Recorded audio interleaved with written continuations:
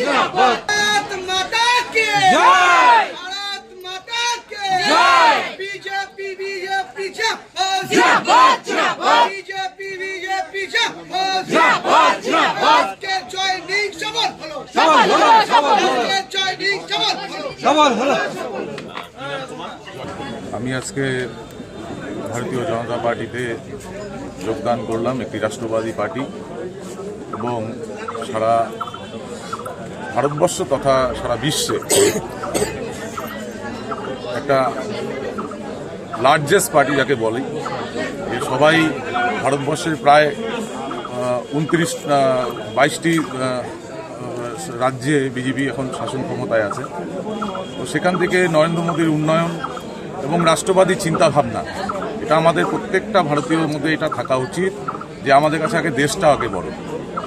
রাজনীতি, সব রকম রাজনীতি তাদের কর্মসূচি করতেই পারে, সেটা না, কিন্তু যে নীতি আমার দেশকে শক্তিশালী করবে, আমার যে দেশের জনগণকে একসাথে রেখে নিয়ে আগিয়ে নিয়ে চলতে পারবে, আমার মনে হয় সেখানে নরেন্দ্র মোদীর হাতকে শক্ত করাই আমাদের সবার একটাই লক্ষ্য হওয়া উচিত। এবং আগামীতে যে ইলেকশন 2026-এ পশ্চিমবঙ্গে যে সাধারণ নির্বাচন, সেই নির্বাচনে এবার মানুষ নরেন্দ্র মোদীকে দেখে এবং দেশের যে আমাদের যুক্তরাষ্ট্রীয় যে পরিকাঠামো, তার যে আমাদের দেশের প্রধানমন্ত্রী যে তার রাস্তাটা দেখিয়ে দিয়ে গেছে, আমার মনে হয় সবাইকে একজোট হয়ে ভারতীয় জনতা পার্টির ছত্রছায়ায় সবাইকে আসা উচিত। এবং দেশকে যখনই একটা দেশ শক্তিশালী হবে, তখন অটোমেটিক আমাদের ভবিষ্যৎ, আমাদের ফিউচার, আমাদের একত্রতা সবসময় একজোট হয়ে থাকতে পারবে। এটাই। আপনি কি মনে করেন যে উদয়নগুলো দেশ এই ব্যাপার শুনুন, আপনি সারা পশ্চিমবঙ্গ জানে যে তৃণমূল এই 2011-র পরে এই আজকে 2016 নির্বাচনের দোরগোড়ায় তারা কি উন্নয়নমূলক কাজ তো ছেড়ে দেন। 10 টাকার উন্নয়ন হলে 5 টাকার পকেট মানি, কাটমানি, 5 টাকার উন্নয়ন দেখানো, এগুলো করে বেশি দূর আগানো যাবে না।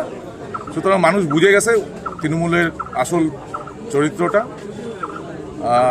যারা শুভবুদ্ধি সম্পন্ন মানুষ, তাদের কাছে আমি একটাই আবেদন করব যে যদি সত্যি সত্যি আপনারা দেশকে ভালোবাসেন, রাষ্ট্রবাদী মনোভাব নিয়ে চলতে চান, তাহলে এবার 2026-এ ভারতীয় জনতা পার্টির প্রত্যেকটি প্রার্থীকে জয়যুক্ত করবেন এবং সুষ্ঠু একটা সমাজ আমাদের পশ্চিমবঙ্গে, যেটা আমাদের 2011-র পর থেকে এই 14-15 বছরের এই শাসনকালে মমতা ব্যানার্জি যেটা নষ্ট হয়ে গেছে, সেটা আবার সেই গৌরব আবার যেন ভারতীয় জনতা পার্টির হাত ধরে, প্রত্যেকটা কার্যকর্তার হাত ধরে আবার ফিরে আসে, এই অনুরোধ।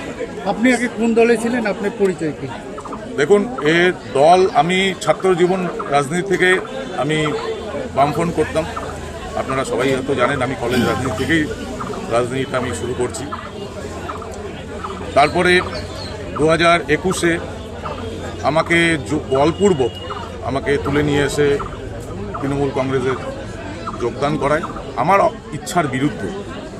সেখান থেকে আমার তাদের কালচারটা ভালো লাগতো না জন্য আমি সেভাবে পার্টির কোনো কাজে সেভাবে অংশগ্রহণ করতাম না। সুতরাং আমি এখন কি হয়ে গেছে, কোথায় কি হয়েছে সেটা এখন দেখাতে হবে না। এখন আমি ভারতীয় জনতা পার্টি পরিবারে, এখন আমি জনতা পার্টি হয়ে কাজ করব, জনতা পার্টি হয়ে কাজ করব। তৃণমূল ছেড়ে তাহলে বিজেপিতে আসলেন? তৃণমূল ছাড়াটা বড় ব্যাপার না। আমি তৃণমূলে কোনোদিনই কোনো মেম্বার বা সেরকমভাবে কোনো সক্রিয় কর্মীও ছিলাম না।